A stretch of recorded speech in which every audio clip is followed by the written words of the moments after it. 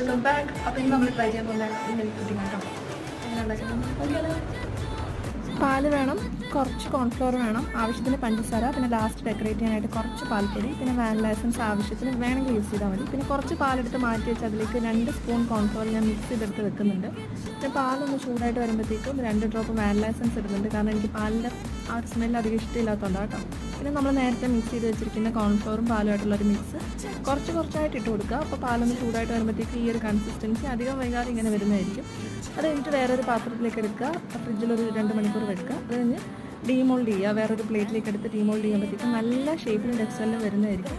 കാരണം അതിൻ്റെ ഒരു ടെക്സ്ചർ എന്ന് പറയുന്നത് ആ ഒരു കോൺഫ്ലോർ ഇടുന്ന പോലെ ആയിരിക്കും. ഇപ്പോൾ കറക്റ്റ് ഷേപ്പിൽ എനിക്ക് വന്നിട്ടുണ്ട്.